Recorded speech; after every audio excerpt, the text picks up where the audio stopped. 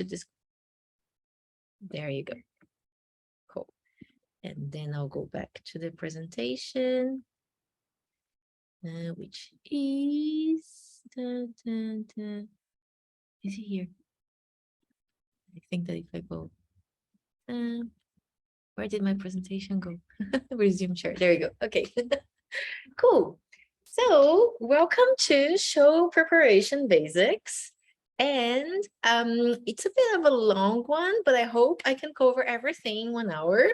Let's see, or less. I hope so.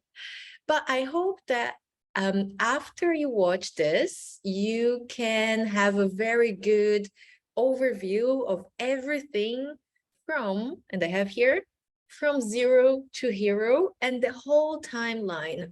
So not exactly like 1 week before a show, but months before, or even if you're just thinking about going on stage, that you already have the basics and you know what to do and where next steps are and so on.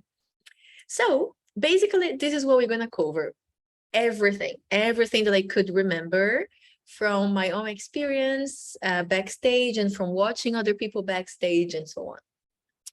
So we're going to start with backstage. So before you're even on a show, we're going to do some other classes on this topic, but I would like to give you an overview. So imagine you want to be on a show and you're like, okay, I have this desire, but I don't know where to start. So first things first is, if you can already get ready for those things, that would be amazing, which is first, get your picture taken. So any show that you are applying for or any show that you're going to be on, probably people will need your picture. And the more professional, the better, but it doesn't have to start this way. So nowadays, phone cameras have like really good quality. And also most of the marketing for a show will be done online anyway. So you don't need like the super high resolution pictures at first, and you don't need very professional pictures at first, but there are some basics that I would like to share with you.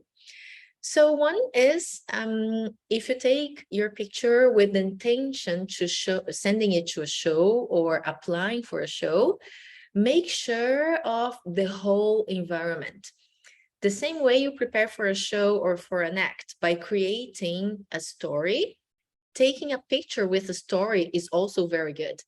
So maybe you have like pin-up girl topic, and then you create the whole environment. It could be your living room, but be aware of the things that will show on the picture. I think one of my first photo shoots, they were online, and I just had to position my picture, my camera right, like the computer. And then I just had one window, and that was where I was taking my pictures. So I didn't have to worry about anything else. But anything you do, and be creative. I remember I had these curtains, and then I just put my curtains on my shelves with my books, and then I put books on top to hold my curtains, so I could have like a white background to take my pictures. So make sure you have beautiful pictures with a beautiful background. If you're taking pictures on your couch or on your bed, make sure that everything makes sense for the atmosphere you want to create. Even if you're taking pictures with your phone, and you can definitely do that alone too, like take those timers, like there are many apps on the phone that you can have that will take like a picture every 3 seconds or something, and then you can do several poses. And make sure that you are ready for it as if it was a photo shoot. So do your makeup, do your hair, and if you can, I have also 2 pieces of advice here. Have pictures, glam shots. So anything glamorous, if you want to have like a beautiful sequin dress or a 20s kind of Charleston dress or something like that, or even a beautiful robe, something really glamorous, and one in costume. So if you already have an act, or if you already have, you're preparing, even if it's a group show that you're gonna do, if you have the costume, take pictures in that costume. Yeah, especially in the future, if you're applying for shows, it's a good idea to have people to see, okay, this is how she's gonna show up on stage, so they have a good idea of what they're booking. So before even you're booked for a show, get your picture, and practice makes it perfect. So sometimes you don't know, oh, I'm never good at pictures, I don't look good, I don't like the way this look. Many girls like to cover their arms or cover their belly. Doesn't matter, do it. Practice, practice, practice. Take thousands of selfies, take a lot of pictures, because eventually you find your best angles and you find pictures you love. If you are ready to invest, I highly recommend getting a photographer, but you don't have to start with that, like go with your own. And I think actually it's good that you learn how to take your own pictures first, because when you go to a photographer, you are ready. Yeah. So, and if you need any recommendations in Zurich, I know some people, let me know. Then get a description of your act. So if it's a solo, make sure you have a description of what it is, an actual description. So let's say, I don't know, Lola. Lola starts on stage and she starts with some slow dance to entice the audience and show her beautiful peacock costume. Then, taking a few pieces off, the music changes, and then we go to the floor, and then we do a lot of acrobatic or, I don't know, contortionist moves, whatever act is. Have a description ready, especially if you have a solo, because this will help you also to apply for shows in the future. And it's a good exercise. Even if you're in a group setting and you can describe your act, that will make it more yours. Okay, so get a description for your act, and get a bio. So if you don't have it yet, think about your character, about their name, and what is special about your character, and use a lot of adjectives. Again, I also have a class on that, but I want to give you a lot now. So if I write, for example, a bio and I want to talk about Bunny, I would say, okay, so Bunny is a strip teaser. I really like to say that because the teasing part and the stripping part are really important for me. But that's kind of bland. And honestly, everybody in burlesque strips pretty much, right? So like, okay, so what is unique about that? And I'm like, okay, she's very sultry or maybe exotic. For example, I'm mixed race. So I'm half Brazilian and I'm half Japanese. That's kind of more special. Not everybody is like mixed race. So like, okay, so Bonnie is an exotic mixed race vixen. That's way more interesting already than Bunny is a stripper, So try and start, maybe you can start with a basic statement, but then add stuff to it so that it makes it very unique and special. I would start from a list of the things that your character is. And I get this question a lot. Most like, okay, what is my character? What and who am I? There is a mix. So I would say for all of us, our burlesque persona is part of who we are. And it's usually part of us that doesn't get much time out to play. And that's why we do that in burlesque. I'm like, okay, like in daily life, I'm the wife, the mother, the daughter, I don't know, my job. I'm a cleaner, I'm in the office, I'm this businesswoman or whatever. And I don't get to play much with like the sexy, sultry, like I was born kind of an Asian Mary Morrell part. And this is what I want to put on stage because I want to play with this part of me. So actually, your burlesque persona is a mixture of these two. And partially things that you can't really change. So I can't really change that I look half Asian. So let's use it. It's part of my uniqueness. So bring that also to your persona. Create everything that you can about this persona, everything that you love, and use your own assets, physical assets, skills, life experiences in your favor to do that. Create something unique. And it doesn't have to be like that the first time you do it. You keep improving it. Every time I have the chance, I write a new bio for myself, or I improve on a bio that I have written before.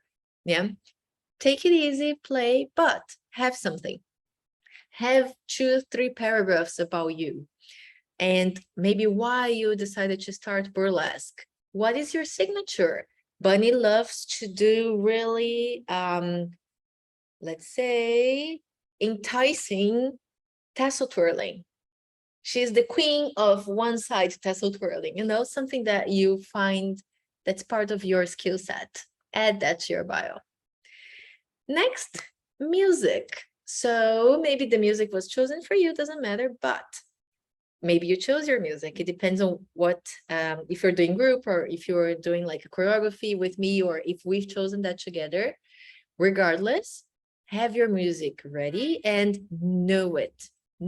Play it 1,000 times so that you know it.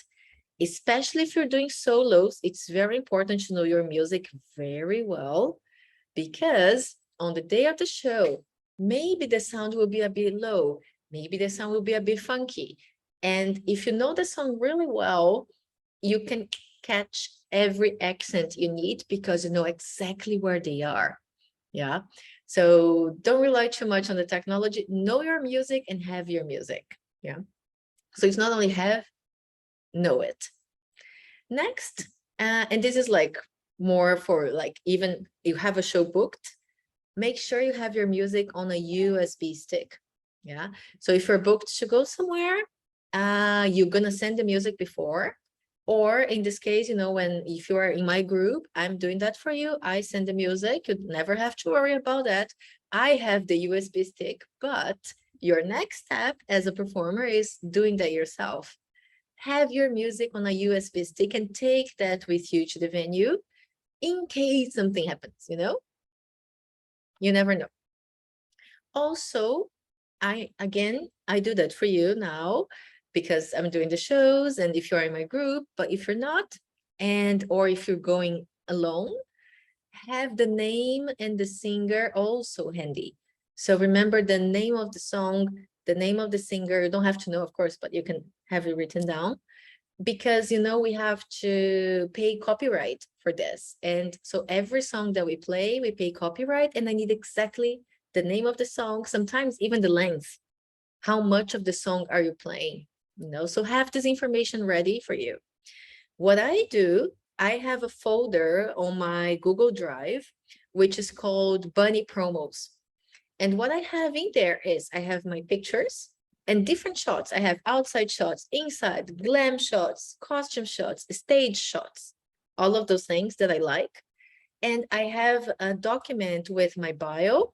And in my case, it depends on what you're doing, I have different bios. So I have my bio as like a teacher, burlesque teacher. I have my bio as a performer. So whenever I want to go to a show or perform, I already have this ready. You know, I don't have to think every time, oh, where is that picture again? You know, and I have it on my phone. So if you go to a meeting with someone and like, yeah, I want to book you for a show, do you have pictures? And like, oh yeah, sure. You can just click and share it with them immediately. That will like really, really, really set you apart because you're super ready, super prepared, like boss lady, trust me. Or boss man, boss guy. What do we say for men? I don't know. Boss lord. No, that doesn't sound right. But anyway, so all of these things, you know, that you do even before, those things will really set you apart, because some people just, you know, they don't have any of this. And now that I'm talking about it, there is something I didn't put here that I remembered. That's why I like to do these courses live. Email. If you are applying for shows in the future, you can save yourself so much time by already having an email prepared. So if you want to apply for a show, you have, okay, I'm writing to apply for this and for that, and here's my sparkly, you know, like promo shots and so on. You know, have something ready. And again, this is something that I teach in other courses, but I think you have most of what you need. And one thing I'll say, if you can, and as most as possible, have everything in English. If you are like here in Zurich and Switzerland still, most of the time you can do in German, but not, or in French, depending on where you are. But most of the time, it's always good to have something in English, especially if you want to go international eventually. Yeah, I know that sometimes I push you, and if you are my student, you know that I make a lot of mistakes in German, and then sometimes I speak things in English. But a little bit, I also want to push you because it will be English the language you need if you ever want to go really big. Yeah. Then there was a lot, but if you have these things, it's really gonna help you a lot in the future, especially if you start early, because 2-3 years from now, you're gonna have so many pictures. Also, as soon as you have film of your stage, also have that in your Google Drive folder, like in the promo, because people can see you in action on an actual stage. If you start now, it will save you so much time in the future, because in 2 years from now, you're going to have so much material. Oh, that show that I did 2 years ago, where is that picture? So start early. It will help you. Next, good things to remember. I couldn't actually place them anywhere, so I just wanted to say them early. When you're preparing for a show or creating an act, make sure you have your props and you can bring them. Bring your props. I wrote this twice because that's important. And I think, remember that even if you have a teacher, like if you are in my group or something, and you can use my chair and you can use my stuff, all of this, you have to have your own. Okay. I won't be there the whole time with you and bring you stuff. No, you have to bring your own things. Even if I lend you something, you're responsible for bringing it. So, and when you create something, you can create whatever you want, but make sure you can carry that. Especially in Europe, you know that cars don't get everywhere. Depending on the venue you're going, you have to walk a little, or you cannot get a car, or, like if you're performing in the US, it doesn't matter because you can get by car everywhere, but maybe not in New York. But think about how you're going to transport your things, maybe, oh yeah, I have this idea, I will be in a giant wedding cake and I'll come out of the cake, which is amazing, but how are you going to bring that cake? Are you going to make it yourself? So think about all of those things. Yeah, if you want to do pole dance, you know how much I love pole dance, but I never do that on stage because just the pole is 80 kilos. How am I going to carry that, So think about what is feasible. Yeah.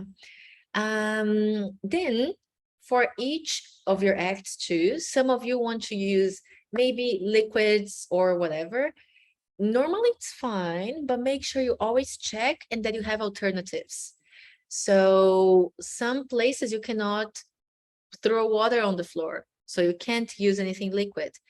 Be mindful of the other dancers. So if you have confetti, glitter, or bubbles, sometimes people want bubbles, that makes the floor slippery. And the person that comes after you, it will be bad for them. So when you are creating, also think of that. How can you make things safer for you and also for the other performers? And then how can you still respect also the place you are performing? So, like, are you bringing paint? Some people do like this paint thing. Is that going to stain their floor? Remember those things, is it water so that people can clean after? Or if you make this mess, can you come and clean after? Make sure to be mindful of those things when you're creating, and then create alternatives. So that's your strong suit because you're in burlesque, you are creative, So if you can't do with water, can you do something maybe with some fabric? Can you do the money gun or something like that, instead of bubbles? Can you do confetti instead of glitter? Think of those things, and if you're being booked for somewhere, always ask. Okay, I have this thing that needs, I don't know, maybe you're doing silk and you need it on the top, you know, you need something on the ceiling, you know, to hold it. So you have to ask the venue if that's possible. And always ask. Always when you're writing or you're to apply for something, be like, okay, my act requires this. I have this bubble gun, but I can also use a confetti gun. So which one is allowed at the venue? Make sure you know those things. Then I already talked about the locations. Then when you are rehearsing, it's also very professional if you know exactly what you need.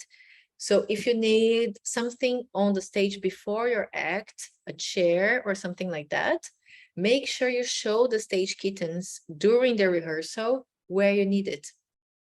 If you need someone to hand you something during your act, which may also happen, you know, make sure you explain to the stage kitten how you want it done. And when you need something back, also the same thing, you know.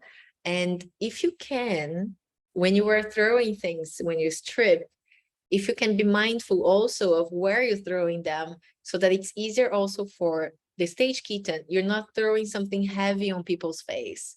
And I know many of these things I'm saying is common sense, but sometimes it's not. Or sometimes you just don't know. If you've never been on stage, you know, you think, oh, this will look really cool if I do it. But when you think again, you're like, wait, there will be people with drinks. I throw my jacket at them. Oh my God, you know, like maybe just didn't come to you. So that's why I'm doing this video. Then also the extra stuff. So like wigs, makeup, lashes, all of those things. Make sure you have them ready. And if I forget to talk about them later, make sure they're always in your bag. And we are coming to the part, yes.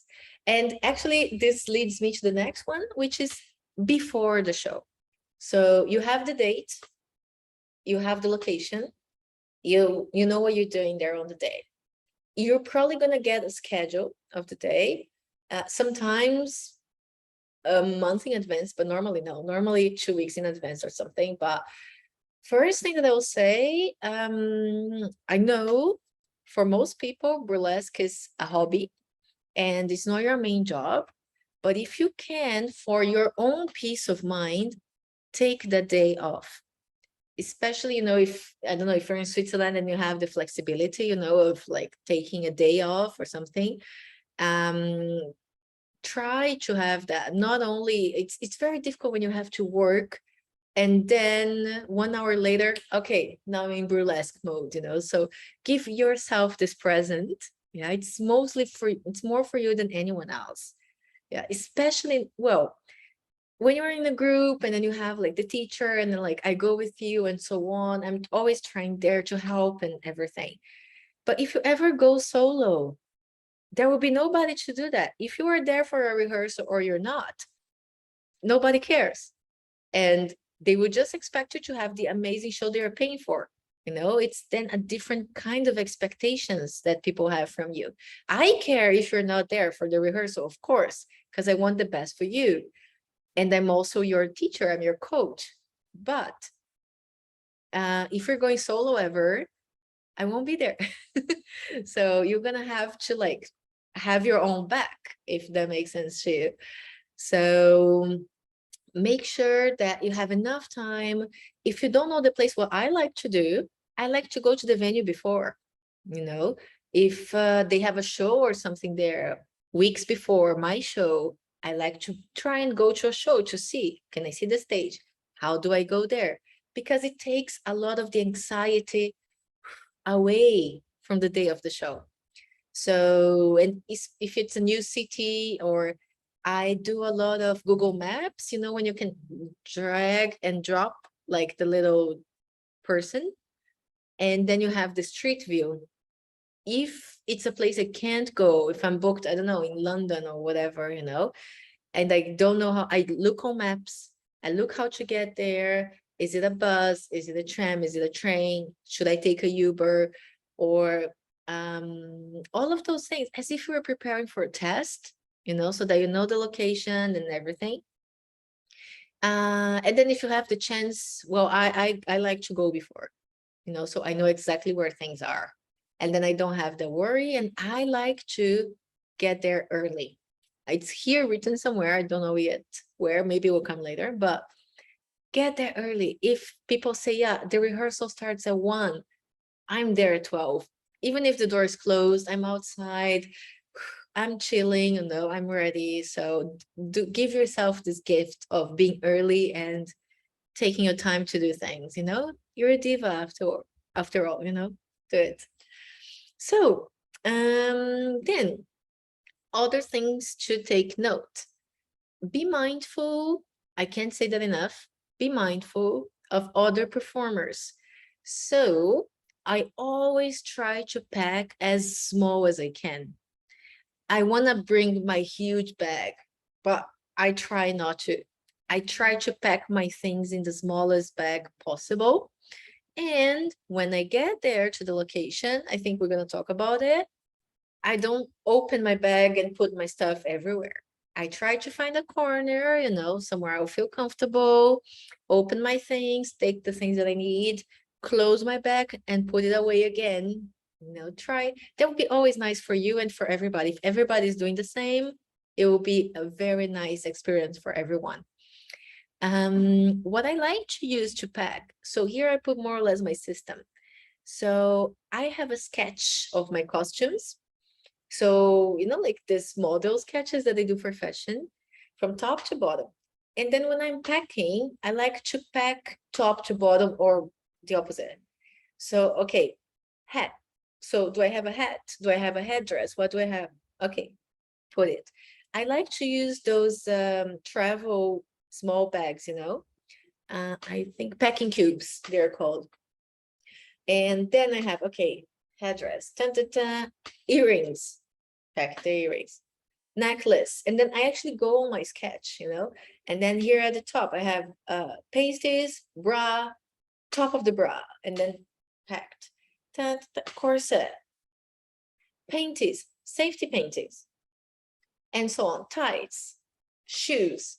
And I like to pack, if I have multiple things, I like to pack each one in a different packing cube, if I can. Yeah. And then I do like the check. Some things I always recommend having doubles.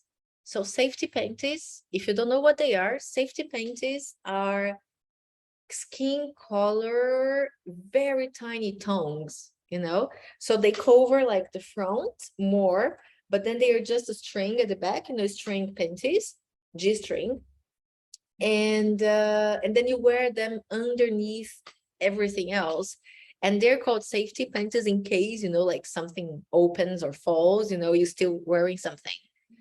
And then theater glue, like the mastics glue for the pasties and for general things. If you need something, you can actually, if you have stones, for example, for your face, anything like that, you can use the same, the skin safe glue. And mastics, I recommend. And tights. So first, if you're my student, I recommend the Capezio ones because they have professional tights. They have much more lycra, and then they make your skin look really good. And these are called showgirl, actually, tights. And they're, because of their amount of lycra, if you can actually have one for each costume if you want. So if you have those very tiny, burlesque panties, you can actually cut your ties and attach them to the panties. So you don't have the whole thing going up your belly, if you're going to show your belly. If you're not going to show the belly, it doesn't matter. But if you are, it's better if you don't have them, right? Looks weird. And I always pack more than one. Emergency kit. So line and needle, like a string, like if you have to make, like last minute fixes on your clothes. Glue, super glue, whatever, scissors, Band-Aid, maybe you rehearse and then you hurt yourself, Band-Aid, hand sanitizer, extra stones. I actually pack extra stones for my clothes. So if some fall or something, I can really stick them. Hairpins, always, hair band, to tie your hair ties, actually is the word, and so on. All of those things, I always bring more than I need. Then pack your makeup, pack hairspray, If you need, depending on what you're wearing, a steamer, for clothes, because iron is difficult, but the steamer so that you can actually straighten your clothes so they don't wrinkle.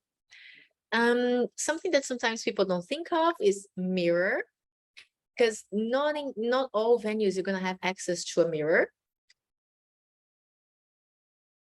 So if you can actually bring your own, some mirrors you can have the base, and then you have, like, even if it's a small mirror, but something that has lights, that would be also really cool, because sometimes we have one mirror and then everybody's trying to use the same, so it's always good if you have your own. Hair tools. So if you need like hair curler or flat iron, one of these things. Extension cords also, because you don't actually know where the outlet's going to be. So if you can bring an extension cord for yourself. Headphones, very important. If you want to practice, you can put your headphones on, you have time, you're chilling or just to relax, why not? Curtain call. So this is a little bit part of the terminology. What sorry. I think this is strawberries, and then they have those tiny seeds they got in my throat. So usually after the show, we have the curtain call. So the curtain call is the moment in which everybody will be called by their names, and then you're gonna have a few seconds to kind of cause an impression, let's say. And then normally you can actually wear whatever you want. Some performers, they actually go with their costume there, or even nothing of their costume. So if you finish your act in pasties and panties, you can actually go like that to the curtain call. It's totally up to you. I like to do the glam part because it's also part of my character. I recommend you getting a dress that fits your character for that, and something really shiny, really bright, really glam, something that people will notice. Yeah. So whatever fits your character. I actually know performers who have a matching dress to the act they are performing. So they have an act in which they wear red. So for that night, they're gonna wear a red robe for the curtain call. And then they have a green peacock act, they have a green dress. So, so that people remember them. Like, oh yeah, this is the girl that did the peacock act because she has a peacock dress, So if you want to go this far, why not? But, something for the curtain call.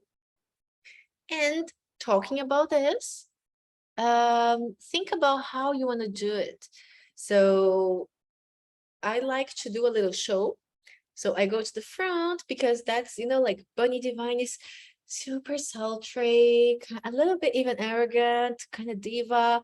So when it's my turn to go, I show a little leg or I show a little cleavage, and then I go back. So think about how you're going to spend this moment. Yeah.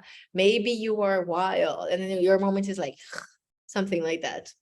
Consider, have a thought what you would like your character to do, because we are burlesque, right? We are not a theater. So you're not going in front and doing this. Well, you can, but if you do, make sure it's intentional and not because you didn't have a better idea. And changing clothes. So ideally, you don't want people to see you in costume before the show. So you want to make sure that you have something to cover yourself when you go out, because sometimes the bathroom is going across the people. So you don't want to go out in your costume and then go to the bathroom. Probably you want to go before, but still, you want to cover, go to the bathroom, come back, so you have something to cover yourself when you are in public. Also because you want to cause that effect when you go on stage, so you don't want people to see your costume before it's time, right? Yes, that's it on this one. Show day. So I talked about it a little bit already, which is the arrive early. Next is bring snacks and food. So sometimes you're gonna have some snacks backstage, sometimes not, but make sure you care for yourself, okay? Please don't go on an empty stomach to the stage. Like sometimes like, oh, I want to look skinny and then you don't eat. Like, please don't do that. Don't do that. Eat something, like you don't have to have a 5-course meal, and then like be super bloated. But make sure you're fed, make sure you eat. And this is my personal opinion. We are all adults and it's up to you. Don't drink before you dance. I mean, alcohol, Of course, afterwards, I will drink a bottle. I love alcohol. I love drinking, but I don't drink before my work. And for me, it's very important. It is my job. I don't drink before I work. So I would find it very professional as well when a performer does that. If you want to have that one, like sip before you go, like to celebrate with the girls before, that's totally fine. But I've seen people go drunk on stage. Please don't do that. It's not very professional. Okay. So and you're dancing heels, like you want to be fully in control, So, and that's also my personal opinion, maybe if you think, oh, no, I can have 2 glasses and I'm fine. We are all adults. It's up to you. But personally, I prefer the people that kind of look more professional this way. Then pay attention. So when you come, you're going to have the schedule and maybe okay, between 2 and 4 p.m. it's rehearsals. Then sometimes you know exactly when it's your turn, sometimes you don't. Most places will be 100% okay that someone is using the stage when nobody else is. So even if it's not your turn, but you would like to practice that little thing on stage, nobody's there now. They're doing something else. Go there and practice, use the stage. You can ask always, but most of the places will be totally fine with that. Nobody's there anyway. During the rehearsal, if there is a part that's specifically for you, like from 3:30 to 3:40, that's your turn, make sure you're there at 3:20, Also come early for this. Then do your part, rehearsed, then they prepare the lights and everything. Remember, you have to be patient. So if you've never been on stage, you're doing that for the first time, you need a little patience there because maybe you will be late. It's a lot of moving pieces, you have the lighting, you have the person with the music and so on. So sometimes you have to explain, are you walking on stage or are you already on stage when everything starts? So then if you're already on stage, for example, you go on stage and you are in your starting position and then you tell people like, yes, so this is my starting position so that the person in the lights know. And then sometimes you can ask, I would like to have a blue light and then a white light. You can tell them that. And then the person in the music. So, okay, so when I'm in this pose, please, you play the music. So like especially when you're going alone, again, if you're in my group and everything, I'm doing those things for you mostly. But little by little, especially if you want to go solo, and I know some of you do, this is one of the things that you have to know and be assertive. When you are thinking of your act, right now, maybe you're not thinking about that, but you want a vision. You want what people want to see. I mean, what you want people to see. So you're like, when I'm in this red light, that looks really cool. And then I want this part to be white. And then when I'm doing this part, the music goes cold. So I want to go in the blue. So you have this vision in your head, or like, oh no, I want this to be totally dark, and so on. Express this vision. During this time of your rehearsal, that's the time in which you have to do that. Yeah. And then take your time and let people do their job. It's like, yeah, so this is my starting position. And then I want this blue light. And then the music can start when I'm here. That's your cue, so that you start the music. Then you wait there. And then they will play the music, and then you dance. Maybe sometimes you can dance the whole thing. Sometimes you can't. So it will depend on the day, if people are late, if it's time, how the day was scheduled and everything. But that's what happens if you have a slot. Sometimes you don't have a slot, you just know you're going to be practicing. And especially if you're in a group, regardless of where you are in the venue, getting ready, doing your makeup, doing your hair, please pay attention. Always pay attention. So that you can hear, oh yeah, we're gonna do this one. Maybe someone will shout your name, like, oh yeah, I don't know, Lola. I don't know why I have Lola in my head. Lola, it's your turn, please, Lola, we need you on stage. So stay aware of things, don't lose yourself in this part. There is a break. Every time between the rehearsal and the doors open, there is a break.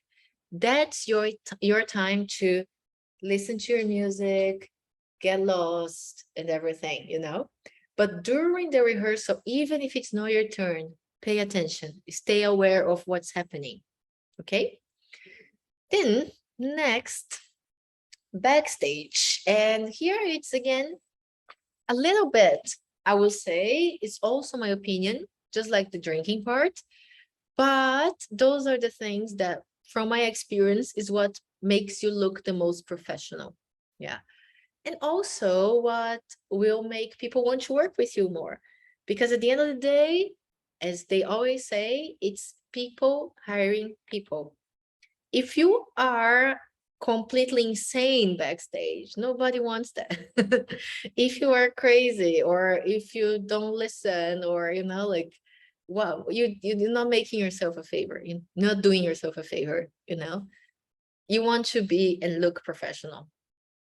So one of the things first is, and I didn't write it here, but from my own experience, believe it or not, most people in performing, they are introverts, meaning most backstages are really quiet, especially in a professional setting.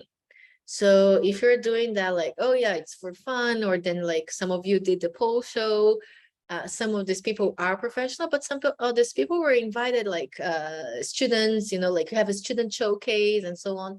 That's a different thing, you don't have to pay attention to all of these things. I'm talking here in a professional level, like everybody backstage was hired for this, that's their job. It's really quiet because some people need silence. I will say most people need silence. You are focusing before you do your job. The stage is where you're gonna be out there and big and loud and all of those things. Backstage, it's time for you to be collected. So normally, especially, well, we are in a group, and then you have your friends, you have your group, totally fine. No, you talk to the other girls, la la. But be mindful. I think this comes with age and maturity. Read the room and read the people. If it is quiet, don't be the one speaking loud. If you see someone is like focusing, doing their makeup or with their headphones, don't go and disturb them. Again, it kind of feels like common sense, but I've seen things. So it's not really only common sense, don't try not to disturb other people. They're doing their work as if you would in an office, right? If you're in an office and you're working, doing your work, someone is being very loud, like it bothers you. It's the same thing. That's their job. That's your job too. So some people are in silence, some people are practicing. You can actually get your headphones, get out, find a place where nobody is, and do a little routine in your head. You can practice. Some people are doing the hair, the makeup, some people are eating. Just let people be. So try not to cross the line with the people. And the same, I don't know if I wrote it here or if it's coming. I think it's coming, yes. But if I don't really know how you can learn this, but I think if you just stop and pay attention, most of us just have the sense. See how people respond. Because maybe you're like, yeah, that girl, I love her costume, I would really like to talk to her, like, then you go and ask, oh, that's such a beautiful costume. And then the girl's like, oh yeah, thank you. And then she moves on, like, don't insist. But maybe she's like, oh yeah, do you want to see, I got this, or I made this myself. And then, like, read the room, read the people. I forgot to write this, but that's very important. Don't touch other people's things ever. Actually, that's not a big problem. I never had this problem. Even my girls, we all know that. Don't touch people's things, even if they're really pretty. Also, don't move people's things, because sometimes they left it there on purpose so that they don't forget something. Yeah. If something is on the way and you really need the space, ask the person to remove them. Okay. Don't touch other people's things. Don't move their stuff. Yeah. Sorry. I see this here, I really need a little space here, or I need to go past, but ask them to move their own things. Okay. Don't do that. Make sure you are as independent as possible. So before asking everybody, if you can try and find out the things on your own, find where the outlet is or something like that. Anyone knows where I can plug this? Like, don't do that. Go yourself, quietly find a place, and be independent. I already talked about the paying attention to rehearsals. Oh yeah, one hint. When you are doing your rehearsal during the afternoon on the venue, the most important thing for you to rehearse with is your shoes. Everything else you don't have to rehearse. If you want to do full costume, go. But the most important thing is the shoes, because you have to feel the grip. You have to feel how they move. You have to feel how they slide. You have to test the floor. So shoes are the most important things for you to rehearse with. And I always say that to my girls too. If you can rehearse with the same shoes you go on stage, I do that a lot. Do it. Because from everything else in your costume, you want your fit to be the most comfortable part.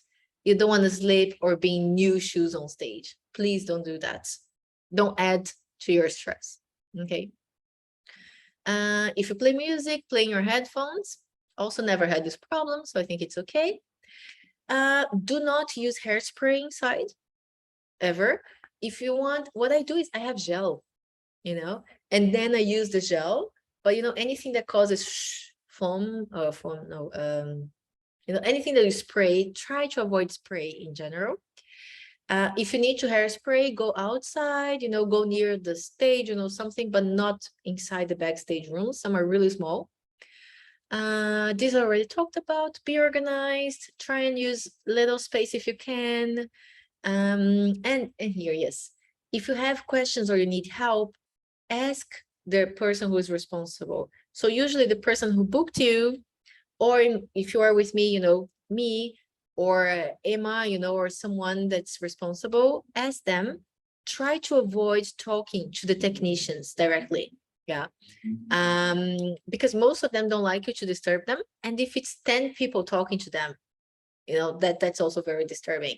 So if you have a problem with the live, you have a problem with the music, go to the person who hired you and ask them. Don't go directly to the light technician or to the music, to the DJ or anything like that. Avoid that. I already talked about the robe. And another terminology here is the top and tail. So when there is time, we practice top and tail for the lights. That means, and also for the curtains, Okay, this is my starting pose. When I'm here, you can turn the lights on.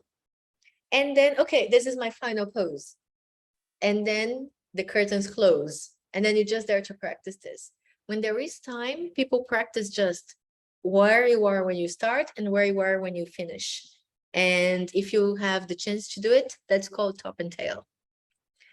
And I think I have a little more only. I'm almost there, I promise. Mindset.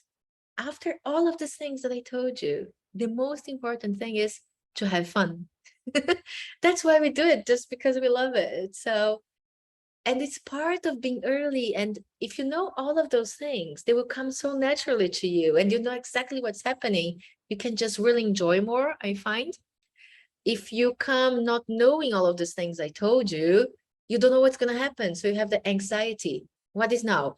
Rehearse? Should I go to the toilet? Do I do my makeup now? Do I do it later? Oh my God, So enjoy. Take selfies. You are, yeah, that's very important. Two things. First, the makeup. do your makeup and hair throughout the day. Maybe you're gonna go ready, you know, and then you have it. But I would do that either on the break. So after the rehearsal, before the doors open, you usually have an hour, 1 hour and a half. Also, while you're not rehearsing, while it's not your turn, you can bring your things and start doing your makeup. Okay. I take the whole afternoon doing it. Oh, first this. Oh yeah, now I'll do eyebrow. Oh, now it's my turn to rehearse. I come back. Oh, now lipstick, you know, take your time. Especially if you're doing that in the future professionally, you are a performer as soon as you step inside the venue. If you are ever doing events, private events, that's very important. You are a performer as soon as you step off the tram or the car that took you there. Because when people are paying you for things, they are paying for the fantasy. That's what they're looking for. And the fantasy doesn't come in sneakers and a pullover and then changes into the dream. Yeah. So that doesn't really apply much for shows, because in the shows you come early, you know, it's only you and the other performers, ta-na-na. Then you are the character as soon as the first guest gets into the venue. Then you should be fully your performer because that guest paid for the fantasy. Yeah. But when you do private events, you don't get to the venue in your pullover, and you don't get in your costume. You get somewhere in between. But you're already like your character when you come in. Oh yeah, hi, I'm here for the show in the evening. Can you show me backstage? You know, you're not like, oh yeah, hello, hi, how are you? Good, cool, I'm here for the show. You see the difference, right? So I know that might not apply to you now or maybe never, but have that in mind, you know, who is buying the fantasy? Who is there to see the fantasy? That person coming through the door, so be ready when they come. When you come through the door, so be ready when you come. Okay. Curtain call. I think we talked about it. Oh, one thing, what happens on stage stays on stage.